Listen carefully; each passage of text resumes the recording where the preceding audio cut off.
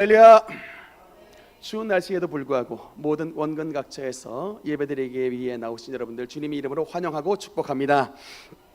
오늘 예배 시간 가운데 은혜의 성령께서 운행해 주시고 역사해 주셔서 우리 주 예수 그리스도를 아는 그 지식과 고상한 지혜가 장성한 분량에 이르기까지 도달할 수 있는 은혜와 축복의 예배 시간이 되시기를 주님 이름으로 축원합니다. 오늘은 특별히 추수감사주일입니다. 여러분, 추수감사주일이 교회력으로 며칠이죠? 11월 셋째 주죠. 날짜가 아니라 이제 11월 셋째 주일이 이제 추수감사주일입니다. 저는 어릴 때 항상 그 의문이 가진 게 있었는데 뭐냐면, 아니 11월 셋째 주면 추수가 다 끝난 시기입니다. 아니 거의 겨울을 앞두고 있는, 그래서 엊그제도 보니까 막 진눈깨비도 오고 막 첫눈도 가끔 내리기도 했는데, 아니 이게 우리나라 추수감사주일이 우리나라의 추수 일정과 이렇게 맞지 않는, 이렇게 늦게끔 이 뒤늦게 이렇게 절기가 잡혔을까? 항상 이게 좀 나름대로 의문이 있었는데, 여기에는 나름대로 우리 교회에서 정했던 나름대로의 의미가 있습니다. 일단은 여러분, 이게 그 미국의 추수감사 주일이 언제냐면 11월 넷째 주 목요일입니다. 그래서 이제 우리는 기독교가 국교가 아니기 때문에 그렇지만 미국 같은 경우는 11월 넷째 주 목요일부터 주일까지 4일 동안의 이 휴일을 가져요. 여러분, 블랙 프라이데이 들어보셨습니까? 그게 바로 추수감사 주일에 있던 이제 목요일 다음에 있는 다음 날 이제 세일하는 절기예요.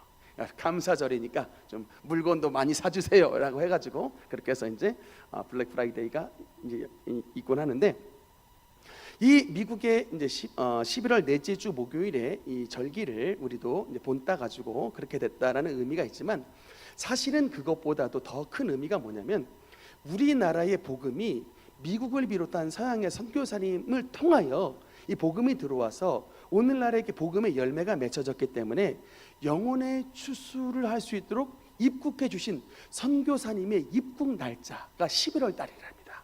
그래서 그 선교사님의 입국 날짜 11월 달, 특별히 오늘 두 번째 나오는 인물인 알렌 선교사님의 이 방안을 이제 조선에 들어왔던 그 달자가 11월 달이기 때문에 그때가 우리 이제 조선 땅에 있는 이 교회의 추수감사절로서 절기를 지키게 됐답니다. 그래서 원래의 추수감사절은 첫 출발이 뭐냐면 선교감사주일이었어요. 선교감사주일로 지켰다가 그 용어가 바뀌어서 이제 추수감사주일로. 그래서 물론 그게 뭐 11월 뭐 첫째 주가 되기도 하고 뭐 둘째 주가 되기도 하고 약간 교단들마다 약간 차이가 있었다가 1900년대 초반에 이제 우리 장로교와 여러 한국 교회가 11월 셋째 주를 이제 딱 정해서 예배를 드리게 됐던 것이 바로 이제 한국 땅의 이제 추수감사 주일의 유래가 되게 됩니다. 저는 그래서 이제 이번 추수감사 주일에는 여러분들과 어떤 것을 하면 좋을까를 고민했다가, 우리 추수감사 주일에 이제 유래가 됐던 서양 선교사님에 대한 선교 이야기를 여러분과 이제 설교 시간을 통해서 나눌 텐데, 사실은 여러분, 선교사님이 우리나라에 몇 분이 오시는지 아십니까? 저도 깜짝 놀랐어요. 그 통계를 보고. 서양 선교사님들이 우리 조선 땅에 선교를 하시려고 지원하셨던 분이 총 3,000명이었대요.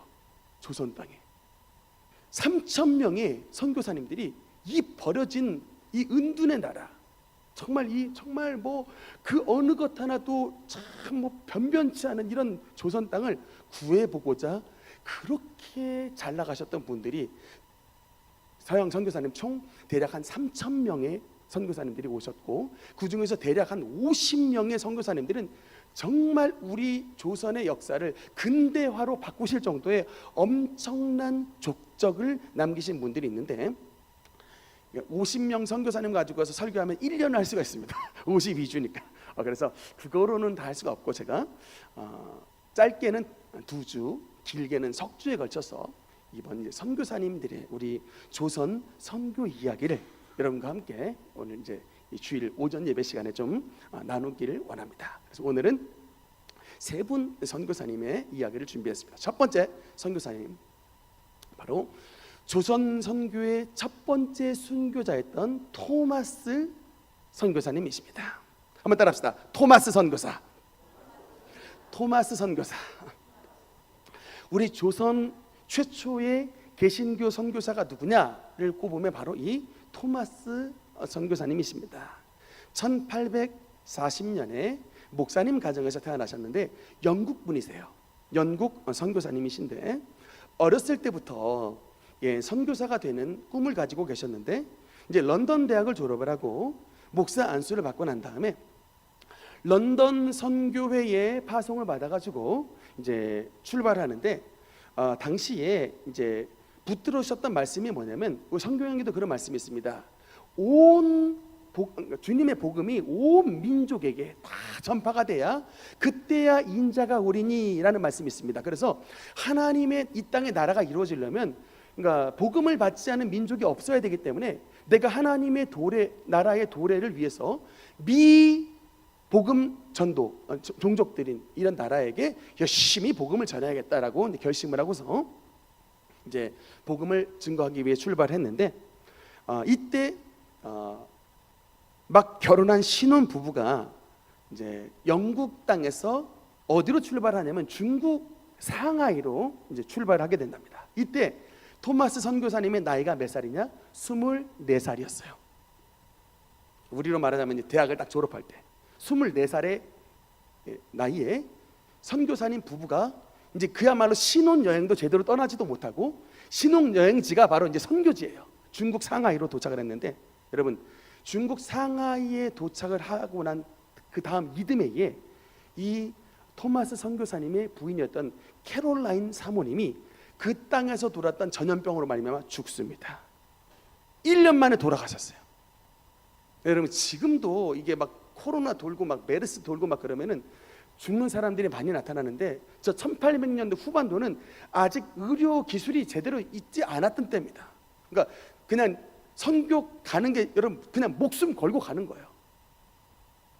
근데 도착하자마자 상해에서 1년 만에 돌아가시게 되고서 얼마나 여러분 그게 낙담이 되겠습니까? 지금 20대 중반도 안 됐는데 그런데 이 선교사는 사모님 캐롤라인이 돌아가실 때 그 토마스 선교사님이 손을 붙잡고 유언을 남겼답니다.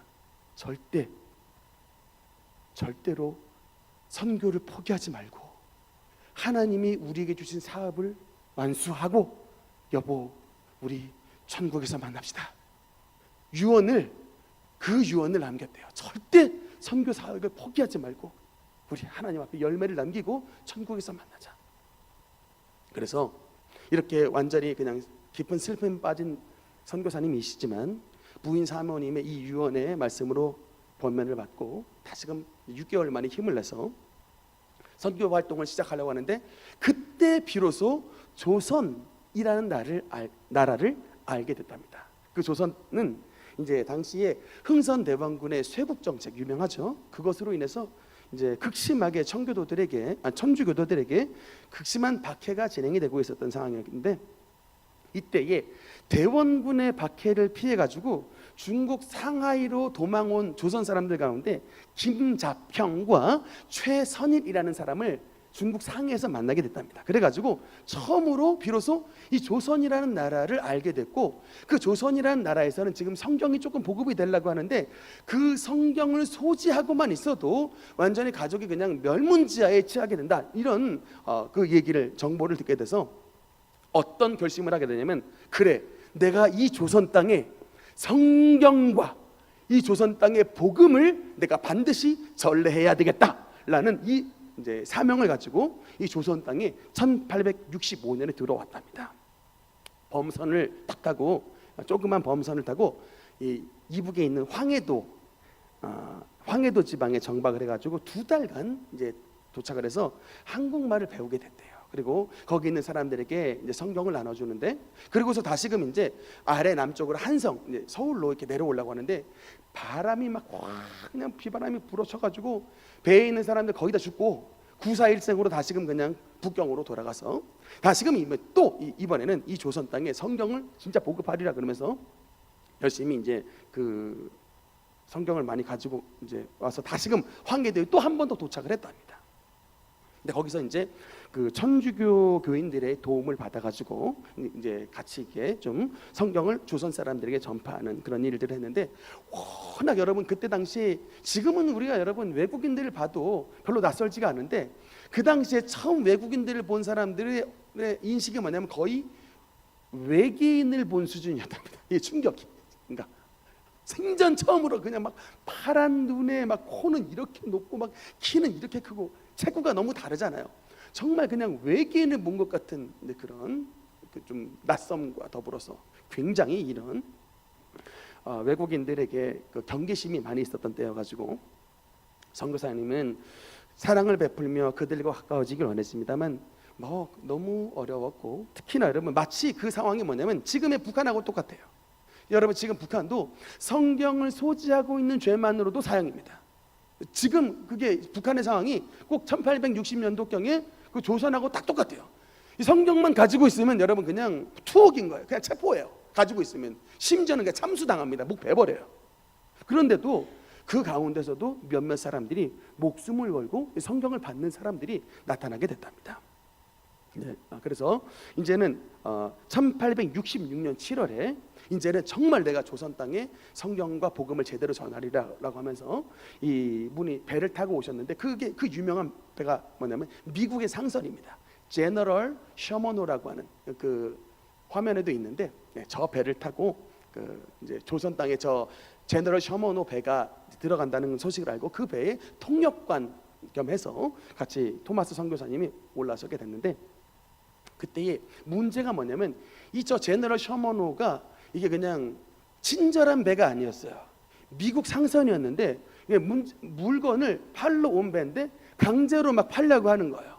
물건을 막 강제로 팔려고 하는데, 당연히 대원군의 이제 관군은 이게 세국 정책이기 때문에 안 받아들이는데 막 이제 강제로 막 팔려고 하니까 이 물품 거래에 대한 막 위협을 가하니까 이 조선 사람들이 당시에 굉장히 반감들이 있었는데, 이제 1866년 8월달에 이 당시에 이제 관군들이 배가 이제 조선의 이 대동강 나루 쪽에 탁 들어와 있으니까 불법으로 침입한 줄 알고 어떤 관군 하나가 이 배에 올라타서 막 따졌던 거예요. 네가 여기를 조선 땅을 왜 들어오냐고 막 따졌는데, 이제 이때에 이 항의를 받은 이제 제너럴 셔먼호가 일부러 그랬던 것 같아요. 이때다 기회 가지고 그 배 안에 있는 대포가 있는데 대포를 평양성으로 발포해 버렸습니다. 제너럴 셔먼호에 우리 물건 안 산다고, 사실은 말도 안 되는 행동이죠. 이게 그냥 그 안에 있는 대포를 가지고 평양성 쪽으로 그 대포를 발포해 버려 가지고 진짜 거기 갑자기 대포 맞았던 시민들이 그야말로 이제 죽게 되는, 무고한 이제 백성들이 죽게 되는 일이 이제 발생을 하니까 이에 막 격분한 이제 군인들과 이제 그 군중들이 일제히 막 활과 돌 막 들고서 그냥 저 배에 돌격해 가지고 완전히 불질러 버렸습니다. 완전히 불을 질러가지고 어떻게든 도망을 가긴 갔는데 마침 또 모래톱에 걸려가지고 이제 그 배에 있었던 사람들이 다 그냥 불이 나니까 다 그냥 물속으로 뛰어들고, 이 배 속에 있었던 토마스 선교사님도 같이 이제 막 몸에 이 선교사님 어떻게 했냐면 그 성경을 담았던 성경함을 막 열어가지고 그 막 계속해서 막 성경을 집어 던졌답니다. 민간인들에서 막 성경 읽고 예수 믿고 구원받으라고 이 막 배가 불타는 가운데서 자기가 갖고 왔던 이 성경이 불타지 않으려고 계속해서 이 막 자기를 향해서 활 쏘고 돌 날리는 그 조선인들 향해서 예수 믿고 구원받으라고 막 성경을 계속 던지는 거예요. 그리고 이제 몸에 불이 붙으니까 할 수 없이 토마스 선교사님도 그 대동강 그 이 강 쪽으로 몸을 던졌는데, 결국에는 이제 구사일생으로 강둑에 올라섰지만 어떻게 됐겠습니까? 제대로 복음도 전하지 못하고 이제 사형을 집행하는 거예요. 강둑에 탁 올라서 가지고 이제 사형을 탁 집행하는데, 이때 집행을 했던 칼을 찔렸던 사람이 나중에 이 뒤에 나오면 여러분께 좀 사진 하나 보여드리겠는데, 그 딱 칼을 딱 들었던 바로 그 직전의 사람에게, 여러분 예수님을 믿으십시오. 여기 예수님의 말씀이 적힌 이 성경책이 있으니 이 성경을 읽으시고 구원받고 하나님의 사람으로 새롭게 변화되시길 바랍니다 라고 하면서 마지막 유언을 남기면서 그 책을 자기를 처형시키려고 했던 그 처형직에게 성경을 건네고 결국에는 참수형을 당해서 죽게 되는데, 나중에 이 토마스 선교사님을 죽였던 사람이 박춘권, 박춘권이라는 사람입니다. 근데 여러분, 이 박춘권의 사진이 남아 있죠. 이 사람이 그 일기를 하나 썼는데, 이런 일기를 기록한 분이 있어요. 내가 서양 사람을 죽이는 중에 한 사람을 죽인 것은 내가 지금 생각할수록 이상한 감이 있다. 내가 그를 찌르려 할 때에 그는 두 손을 마주잡고 무슨 말을 한 후 붉은 배를 입힌 책을 가지고 웃으면서 나에게 받으라고 하였다. 그러므로 내가 그를 죽이긴 하였으나 이 책을 받지 않을 수 없어서 받고 왔노라. 이게 순교 직전에 자기를 지금 칼로 찌르려고 하는 이 박춘권을 향해서 토마스 선교사님이 무릎을 꿇고 기도하고 웃으면서 이 책을 받으라고 그것을 건넸는데, 여러분, 그때 아까 말씀드렸던 그 토마스 선교사님이 막 이렇게 대동강 나루에서 여러 성경책을 던졌다고 했는데, 그것을 조선 사람들이 집어 들어가지고 몰래 집에 뭘로 썼냐면 벽지로 썼대요. 집에 붙이는 벽지로 썼는데, 그 집에 붙인 벽지로 썼다가 집에서 들어놓았던 그 사람들이 그 벽지에 붙은 성경 말씀을 보고 주님의 교회 안으로 돌아온 신자들이 엄청나게 많이 늘어갔다는, 여러분, 진짜 이게 팩트의 사실들이 전해지고 있습니다. 나중에 저 박춘권 저 사람이 사무엘 마펫이라고 하는 우리 송신대학교 초대 총장님이 계신데, 그 초대 총장님에게 앞에 나와가지고 회개하고 그 토마스 선교사님을 찔러 죽였던 박춘권이 나중에 초대교회 영수가 되게 됩니다. 영주교회라고 하는 곳에, 목사는 아닌데 평신도 목사 같은 이런 영수가 돼서 평양 땅 부흥에 헌신을 하게 됐다는 것입니다. 요한복음 12장 24절에 보면 이 말씀이 같이 읽겠습니다. 시작. 내가 진실로 너희에게 이르노니 한 알의 밀이 땅에 떨어져 죽지 아니하면 한 알 그대로 있고 죽으면 많은 열매를 맺느니라. 아멘. 우리 조선 땅에 한 알의 썩어진 밀알로 순교하신 그 토마스 선교사님의 성경 덕분에 우리 조선 땅에 하나님의 복음의 광채가 비로소 열리게 되는 그런 축복을 누리게 됐습니다. 두 번째 인물, 의료 선교로 조선을 비춘 인물, 바로 알렌입니다. 따라합시다. 알렌. 여러분, 그 한국의 대표적인 의료기관 꼽으라고 하면 항상 세 손가락 안에 세브란스 병원이 들어가는데, 그 세브란스 병원의 시작점에 위치했던 분이 바로 이제 알렌 선교사님입니다. 이제 풀네임은 호레이스 알렌이라고 하는데, 한국 이름이 뭐냐면 평안할 안자에 이을 연자 써서 안련입니다. 알련, 이제 선교사님으로도 알려지신 이분이 이제 미국의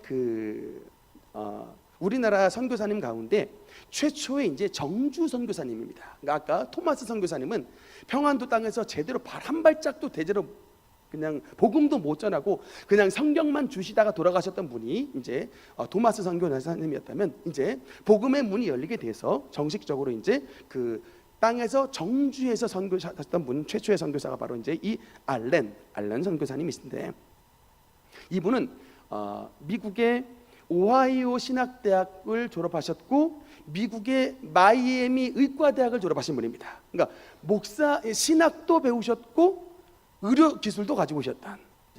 근데 이분이 제일 처음에는 이제 중국으로 가셨다가 중국 선교에 적응을 잘하지 못해서 이제 한국으로 들어오셨는데, 이때 그 한국 땅에 들어오셨을 때 어떤 직책으로 들어오셨냐면 그 조미 공사관에 담당 의사 선생님으로 들어오셨던 분이 이제 알렌 선생님인데, 여러분, 그 알렌이 들어왔을 당시에 1884년에 우리 조선에 굉장히 유명하고 중요한 사건이 일어납니다. 어떤 사건이 일어나냐면 바로 갑신정변의 사건이 일어나는데, 그 갑신정변의 사건에서 그 명성황후의 조카였던 민영익 대감이 그 자객의 칼을 맞아가지고 이제 죽기 직전까지 가는데, 저 그림이 남아 있더라고요. 그 알렌 박사가 민영익 대감의 자상을 치료한 그 그림이 그 전래가 돼가지고 여러분께 한번 사진을 보여드리는데, 그 갑신정변에서 저 민영익 대감이 이제 죽기 직전에 이런 큰 상처를 받았는데, 당대의 조선의 의술로서는 치료할 수 없었는데, 이때 마침 알렌 선교사님이 가지고 있었던 의술로서 저 민영익 대감을 살려내 버렸습니다.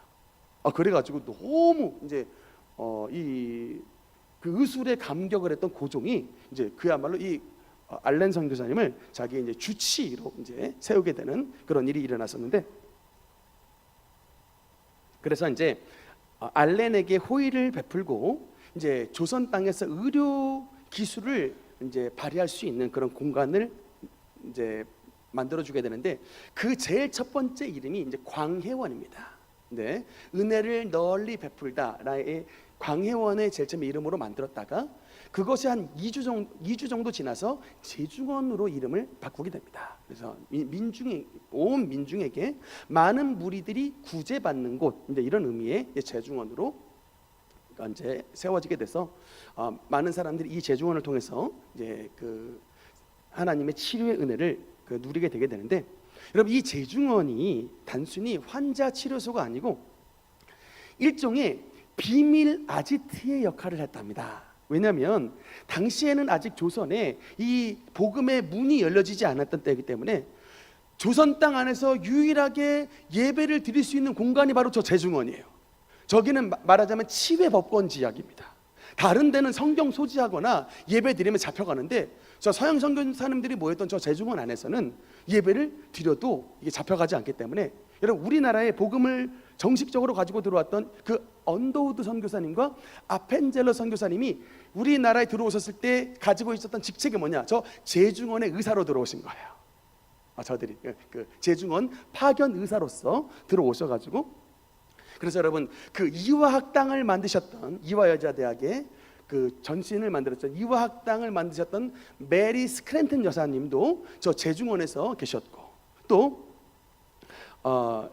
여러 그 서양의 선교사님들이 그 제중원에서 여러 가지 이제 역할을 해가지고, 또 제중원의 2대 그 선교사님이셨던 헤론 선교사님이 저 제중원에서 또 의사 역할을 하셨고, 여러분 그 혹시 저기 마포구에 있는 양화진 묘원을 다녀오신 적이 있습니까?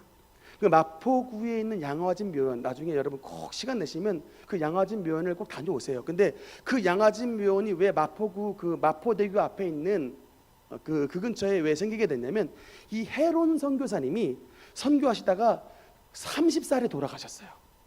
이 유능하신 선교사님이 30살에 돌아가셨는데 묻을 땅이 없었던 겁니다. 그래서 고종 황제가 그 당시에 이 마포구의 양화진 묘원을 헤론 선교사님을 묻을 묘원으로 주시게 되면서 거기가 그 이후에 수많은 선교사님들이 묻히는 우리나라의 웨스트민스터 사원 같은 그런 역할을 하게 됐던 것이었습니다. 어쨌든 그렇게 돼서 이 제중원에서 의학과 보건학을 가르치게 됐는데, 조선 선교의 3대 원리가 있습니다. 조선 선교의 3대 원리가, 첫 번째가 뭐냐면 의료예요. 두 번째가 교육, 세 번째가 복음입니다.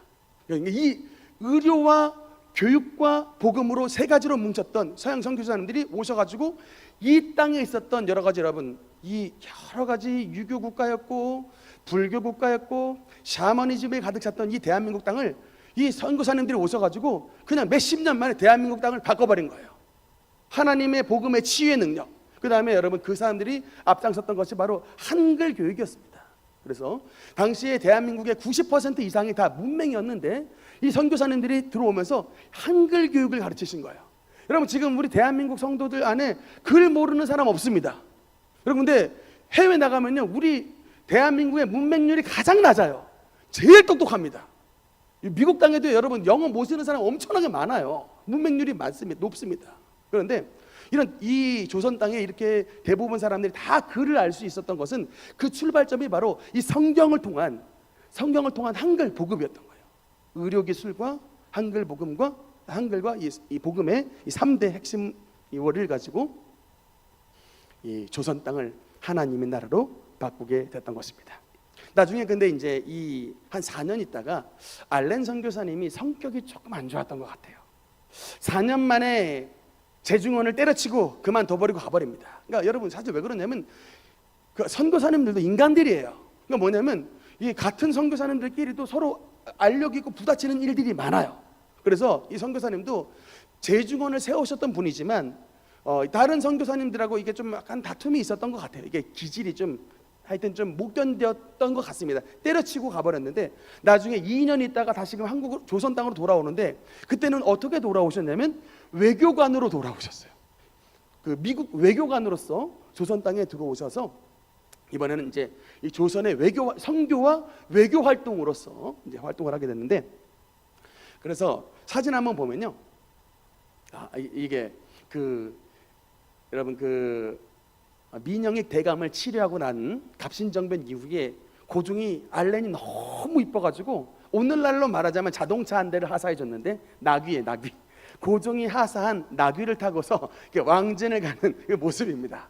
앞에는 이제 시종이 그 나귀를 끌고 가고, 난 그런 의사 선생님이다 해가지고 모자 쓰고 가시는 이제 저 모습이 있는데, 그 다음 사진 하나 보면요, 저게 뭐냐면 고종 황제가 알렌 선교사에게 바쳤던 하사했던 비단 옷이에요. 저게 여러분 지금 세브란스 병원 가면 그 여러 가지 비단 옷부터 해가지고 알렌 선교사님의 이 유품들을 다 볼 수가 있는데 105년 만에 송환이 됐답니다.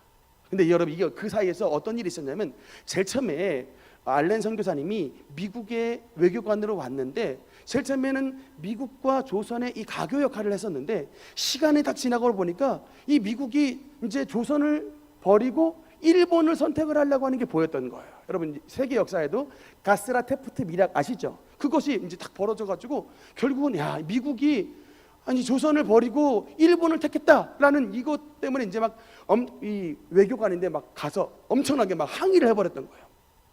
사실은 고종도 이 알렌이 조선 편에 서가지고 열심히 외교하는 것이 너무나도 이뻤기 때문에 저렇게 용 모양이 있었던 비단옷도 내려주고 막 그랬는데 결국은 이게 받아들이지 못하고, 외교라는 게 참 그렇지 않습니까? 힘센 일본의 편을 그냥 밀어줘 버려서 알렌이 막 공사관으로서 미국 그 대통령, 그때 당시도 루즈벨트 대통령이었는데 막 엄청나게 따졌답니다. 그랬더니 어떻게 됐겠습니까? 알렌 외교관 컴백하라, 컴백하라, 명령이 떨어져, 송환 명령이 떨어졌습니다. 그것으로써 알렌 선교사님의 선교는 마무리가 되게 돼요. 그래서 근데 이제 그게 그 후손들이 저 알렌 선교사님이 가지고 있었던 저 옷을 가지고 그 할로윈 데이 때 저걸 가지고 막 자기들끼리 막 장난치고 놀다가 이게 진짜 알고 보니까 조선의 왕이었던 고종이 준 진짜 좋은 옷인 것을 알고서 105년 만에 다시금 우리나라로 송환시켜서 보내줬던 그 유품이 전래가 돼서 지금 세브란스 병원에 전시가 돼 있답니다. 그래서 여러분 참 저 알렌 선교사님 덕분에 여러분 지금 우리나라의 세브란스 병원이라고는 정말 귀한 이 기관이셨는데, 사진 한번 볼까요? 여러분 이게 저게 이제 저기 세브란스 병원이 크게 보였는데 저기 왼쪽 편의 끝에 보면은 건물 하나가 있습니다. 그게 뭐냐면 서울역이에요. 원래 세브란스 병원의 위치가 저 서울역 바로 옆에 거기도 세브란스 빌딩이 있습니다. 그 자리예요. 원래 이름이 두 번째 이름이 제중원이었는데 왜 세브란스가 됐냐면 그 제중원의 4대 의사였던 에비슨이라는 사람이, 제가 미국의 맨하탄에 갔을 때 카네기 홀에 갔었는데 그 카네기 홀에서 연설을 했어요. 이 조선 땅에 근대 병원이 필요합니다 라고 하면서 이 에비슨이 엄청나게 은혜로운 연설을 했는데 그 연설을 듣고서 감격했던 사업가 세브란스가 당시에 1만 달러라고 하는 엄청난 거액을 이게 그냥 도네이션, 기부를 해버렸어요. 그 도네이션 해가지고 그 땅도 사고 지었던 병원이 바로 세브란스 병원이, 그래서 이름도 세브란스로 이제 바꾸게 됐고 1907년도에 에비슨의 초청으로 말미암아 세브란스 사업가가 실제로 우리나라에 방한해서 자기의 이름으로 지었던 병원을 봤답니다. 그래서 저렇게 그 사진도 그림도 남겨져 있는데, 그렇게 해서 이제 세브란스 병원이 세워지게 됐고 오늘날에 저와 여러분 참 우리 대한민국 사람 그 병원에서 많은 사람이 치료받고, 제가 알고 있기로 우리 능력교회 많은 성도님들도 그 세브란스 병원 중환자실에서 그 막 치료받고 나오신 분들이 꽤 돼요. 꽤 됩니다. 참 어찌 보면 우리가 다 이게 알렌 선교사님에게 다 빚을 지고 있는 그런 사람들인데, 하여튼 그분의 의료 활동을 통해서 우리 대한민국의 의료의 선교의 빛이 열려지게 됐습니다. 마지막 세 번째, 백정 선교의 아버지 사무엘 무어입니다. 따라서 사무엘 무어. 예. 백정선교의 아버지신데 이분이 그 1860년도 미국의 일리노이주에서 태어나신 분인데 13살에 예수님을 영접하고서 미국의 시카고에 있는 매코믹 신학교에 출신인데 이분이 조선 땅으로 선교 사역을 지원했던 데에 가장 중요한 역할을 하셨던 분이 뭐냐면 그 유명한 무디 선교사님이시래요. 이 무디 선교사님이 너희는 가서 모든 족속으로 제자를 삼아 아버지와 아들과 성령의 이름으로 세례를 주고 내가 너에게 분부한 모든 것을 가르쳐 지키게 하라. 여러분은 이 모든 족속으로 제자를 삼아 하나님께서 가장 사랑하시는 영혼 구원에 앞장서시는 성도가 되길 바랍니다 라고 하면서 막 설교를 하셨는데 여기에 막 감명을 받아가지고 저 사무엘 무어 선교님이 그 선교사님이 조선 선교를 결정을 하시게 되는데 이때에 조선을 오르는 이 배에서 어떤 얘기를 듣냐면 딱 이런 얘기를 들었답니다. 조선에서 백정으로 태어날 바에야 차라리 바닷물에 뛰어들어서 죽는 게 낫지, 이런 얘기를 딱 듣고서 이분이 그 음성을 하나님의 음성으로 들었답니다. 그래, 내가 조선에 가서 이 조선에서 백정으로 태어날 바에야 바닷물에 뛰어들어서 죽는 게 낫지라고 말한 이 백정들을 대상으로 내가 복음을 전할 것이다 라고 결심을 하고 조선 땅에 오게 됐는데, 지금 여러분 그 롯데 호텔 근처에 곤당골이라는 곳이 있었답니다. 그게 이제 곤당골이라는 게 고운담이라는 게 고운담의 고을 이런 뜻에서 곤당골이라고 하는데, 거기다가 곤당골 교회를 세워가지고 교회를 시작했는데, 사진 한번 볼까요? 그것이 이제 다음 사진, 그것이 그 위치가 바로 이제 승동교회라는 교회입니다. 근데 이 특히 세뮤얼 무어 선교사님의 특징이 뭐냐면요, 한국말로 설교를 하는데 원고 없이 설교를 하셔. 여러분, 제가 미국에 간 지 6개월 만에 영어로 원고 없이 설교를 한다, 말이 됩니까? 안 되죠. 근데 이 세뮤얼 무어 선교사님이 한국 땅에 오신 지 6개월 만에 한글을 깨달으셔가지고 한글말로 원고 없이 그냥 원고 없이 설교를 하시는 거예요. 그러니까 여러분, 이 한국 땅에 오신 분들은요, 미국에서도 완전 브레인들만 오신 거라니까요. 어학, 의학, 교육 막 이 수준이 막 그냥 최상이야. 근데 어떻게 이런 분들이 그 버려진 조선 땅과 이런 땅에 어떻게 오실 수 있는가? 그건 미스테리 중에 미스테리예요. 그건 딱 하나밖에 답이 없습니다. 이 조선 땅을, 한국을 하나님이 사랑하셨다, 이것밖에는 표현이 안 되는 거예요. 한국 땅에 있는 백정을 사랑하셨다, 이것밖에 여러분 답이 안 나오는 겁니다. 오직 그냥 이것만이 설명이 가능해요. 이렇게 그냥 6개월 만에 한글을 능통하셔가지고 한국말로 설교를 하신 이런 분이 세뮤얼 무어인데, 그런 일이 어떻게 가능했냐면, 여러분 이게 저도 가끔 미국에 패키지 여행을 가지만 이 미국에서 여러분 막 기름진 음식만 맨날 며칠 먹다 보면 힘들어요. 이게 음식을 바꾼다는 것은 쉽지 않습니다. 그런데 이 세뮤얼 무어 선교사님이 오셔가지고 딱 했던 말이 뭐냐면, 일반 민중들이 사는 초가집에 들어가시는 거예요. 그냥 주거를 같이 그냥 공사관에 살질 않아요. 그냥 이가 드글드글하고 있는 그런 초가집에 들어가서 같이 살아요. 특히 누구랑 사느냐? 이게 천민들하고, 맨 세 번째 계급은 상인들하고, 중인도 아니에요. 상인, 천민, 3, 4계급하고 사는 거예요. 그들이 끓여주는 된장국, 여러분 서양 사람들 된장찌개 냄새는 못 참는데요. 청국장 이거 못 참는데요. 근데 그냥 끓여주면 맛있다 그러면서 먹는 거예요. 그냥 쌀밥 나오면 쌀밥, 김치, 청국장 그냥 먹어버리는 거예요. 그렇게 같이 몸을 부대끼고 살면서 그들이 쓰는 언어를 다 배워버립니다.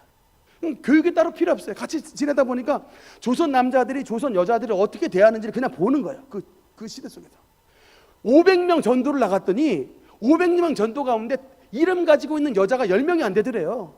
이름 가지고 있는 여자가 다 10명이 안 되고 다 그냥 다 언년이 충주댁 막 이런 그냥 말년이 막 다 이렇게만 부르더랍니다. 그런 사람들에게 이제 이름을 주는 거예요. 이제부터 너의 이름은 예를 들어 너의 이름은 뭐다 해가지고 이렇게 이름을 딱 한자로 이름을 다 정해줘요. 그 자기 이름을 갖고 살게 됐던 여자들이 그렇게 나타나게 됐는데, 그러면서 특히 남자들에게 그렇게 교육을 했답니다. 어디 성경에 여자랑 북어는 때려야 된다는 이런 말이 어디 있느냐? 여자는 때리지 않으면 여우가 된다는 말이 있더니 어디 성경에 그런 말이 있느냐? 그러면서 조선 남자를 정신 차리라고 막 파란 눈에 코쟁이 선교사님이 막 눈을 크게 뜨면서 막 한국말로 막 설교를 하니까 이게 막 정신이 없는 건데, 근데 그 무시할 수 없는 게 이분들이 죄다 이 고종 황제의 최측근들이에요. 에비슨 같은 경우 아까 2대 선교사님 있잖아요. 고종 황제 주치입니다. 무시할 수 없어요. 황제와 가까이 하는 주치인데 그 가까이 하시는 분들이 와가지고 막 이 남녀 차별을 하고 있는 막 이 양반들을 막 혼을 내니까 막 정신이 없었던 겁니다. 이제 그러는 가운데 이제 그래서 이 세미얼 무어 선교사님이 특별히 이제 백정들을 상대로 해서 열심히 막 이제 전도를 했는데, 그러니까는 이제 백정들이 어떻게 되겠습니까? 이 복음을 받아들여가지고 너도 나도 다 그냥 이 승동교회 그 자리에 막 다 막 몰려 들어가지고 이 양반도 많지만 이 막 이제 백정들이 더 많아 버리는 거예요. 그래서 교회의 닉네임이 백정교회야, 백정교회. 근데 이제 이 양반들의 입장에서는 엄청 불편한 거예요. 이 군인들이 여러분 계급 하나만으로도 굉장히 민감해요. 군인들. 하여튼 군대 사회에서 여러분 막 갈매기 하나가 갈매기 두 개한테 막 개겨. 그러면 어떻게 됩니까? 바로 막 조인트 까고 싶은 막 이런 충동들이 드는데, 양반들이 인도로 말하자면 카스트 대조의 저 불가촉 천민과 같은 저런 백정들이 와가지고 막 자기랑 동일하게 막 찬송 부르고 있으니까 이게 너무 눈에 가신 거예요. 그냥 이게 막 이걸 못 견디겠어요. 양반들이 결국은 라이어트를 일으키고 분리해서 나갔습니다. 나가버렸어요. 우리는 저 천한 저 백정들과는 도무지 같이 예배를 못 드리겠습니다 라고 나가버렸는데, 하나님의 섭리가 나타나가지고 저 양반들이 세웠던, 그게 홍은동 어디 자락에 세웠다고 하는데, 그 교회에 갑자기 불이 나버렸대요. 교회가 이유 없이 불이 나버렸다. 그래가지고 이게 갑자기 그냥 교회당에 불이 나면서, 그게 이제 홍문 석골교라고 하는데, 근데 이 기도 중에 그래도 그 깨어있는 양반들이 있는데 하나님이 음성을 들려주셨대요. 사랑하는 아들아, 천국이 양반의 것인 줄을 아느냐? 아니다, 천국은 가난한 자의 것이니라. 하나님께서 딱 응답을 주셨는데, 이 음성을 들었던 양반이 주님 용서해 주시옵소서. 이 양반이라고 하는 이 신분, 이거 아무것도 아닌데 이 허물, 정말 이거 교만했습니다 주님. 내가 이제 주님 앞에 자복하오니 용서해 주시고, 이제 예수님의 사랑으로 양반과 천민 뭐 백정 할 것 없이 우리 모두 다 하나님의 자녀인 것을 인정하오니 주님 이 교만했던 저를 용서해 주옵소서라고 하면서 회개하면서 양반들이 다시금 다 돌아왔대요. 그래서 이제 근데 그때 당시 특히 교회에서 어떤 일이 있었냐면, 당시에 이 백정들에게 사실은 법은 해방이 돼가지고 갓은 쓰게끔 해줬는데, 양반들이 갓 쓰고 돌아다니면 백정들이 갓 쓰고 돌아다니면 양반들이 어허 어디 천한 것을 갓 쓰고 다니냐고 막 꾸지람을 했다는 거예요. 근데 여러분 이때에 이것을 제일 먼저 타파했던 교회가 승동교회였답니다. 승동교회에 있는 양반들이 교회에 오신 이 백정 출신의 성도님들께 그 머리에 친히 갓을 다 세워줬대요. 주님의 이름으로 축복하면서 그 백정들 머리에 한 번도 태어나서 써보지 못했던 갓을 주님의 이름으로 다 씹어줬답니다.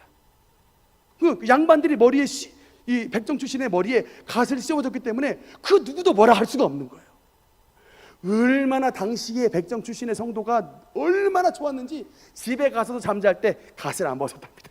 너무 그냥 이 신세, 이 신분제에 갇혀가지고 가슴을 치는 삶을 살았다가 은혜로 말미암아 벗어나게 되고, 여러분 그 세브란스 초대의 그 1회 졸업생이 7명인데 그 7명의 아들 이름이 7명 중에 박서양이라는 사람이 있습니다. 사진 하나 있어요.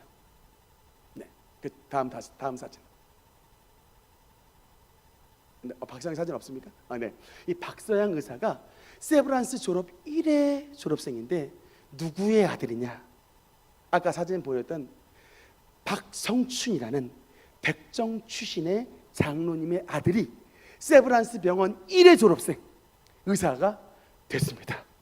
대한민국 땅에 신문제 타파에 그 엄청난 여러분 이 콘크리트 같은 벽돌이 복음의 능력으로 깨트려졌던 거예요.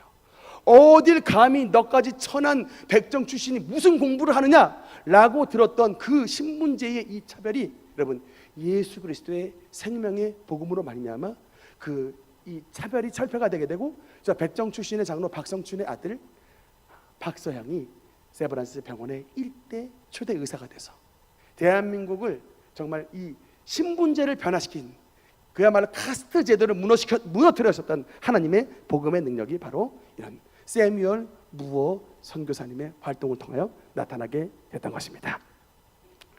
이분이 나이가 46살인데 32살에 조선 땅에 와서 12년간 선교 활동을 하셨는데, 서양 선교사님의 특징은요, 복음에 목숨을 걸어요. 하여튼 제가 이분들은요 적당히 하지 않습니다. 아까 그 박성춘도 사실 장티푸스에 걸려가지고 치료해 주셨는데, 그 장티푸스 걸린 환자를 치료하다가 이 세뮤얼 무어 선교사님 본인이 장티푸스에 걸려가지고 46살에 돌아가십니다. 사람들이 다 말렸어요. 선교사님 아직도 할 일이 많습니다. 근데 그냥 하나님 앞에 맡기는 거예요. 내 목숨은 내게 아니고 우리 주님의 것입니다.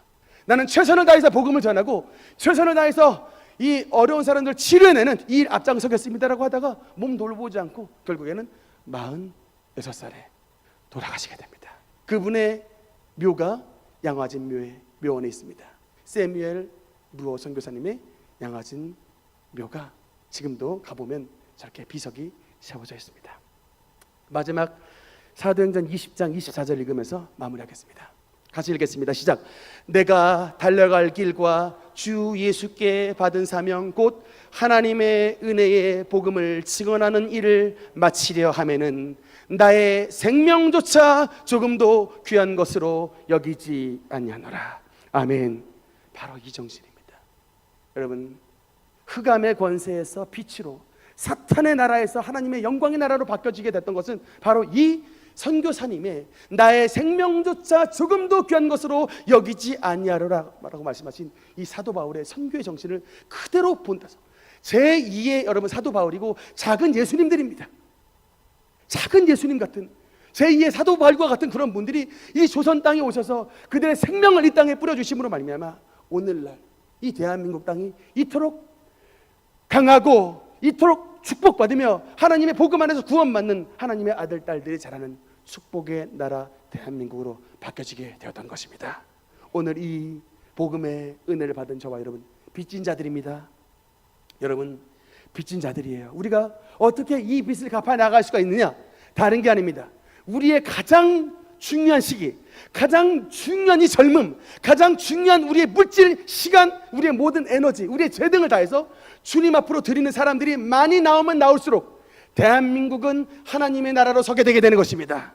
근데 잘 먹고 잘 살더니 그냥 자기 잘 먹고 잘 사는 데에만 바쁘다. 여러분 이거는 우리나라가 지금 병들어가고 있다는 뜻이에요.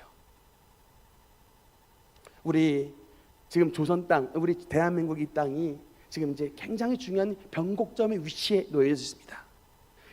130년 전에 은혜를 받았던 이 땅에 이렇게 지금 130년 만에 너무나도 아름다운 그야말로 땅을 상전벽해로 만든 하나님의 은혜와 축복이 나타났는데 이 은혜를 받은 저와 여러분이 하나님 안에서 이 은혜를 어떻게 전파해야 될 것이냐. 선교의 사명은 여러분 우리 대한민국의 앞날을 더욱더 바꿀 것이며 하나님의 더욱더 축복의 땅으로 변화시키는 그런 은혜가 이 땅 가운데 나타나게 될 것입니다. 그 일 가운데에 우리 모든 성도님들 하나님의 은혜와 능력으로 충만하게 받아서 하나님의 복음을 전하는 귀한 생명의 전파자로 쓰임을 받게 되시기를 주님 이름으로 축원합니다. 기도하시겠습니다.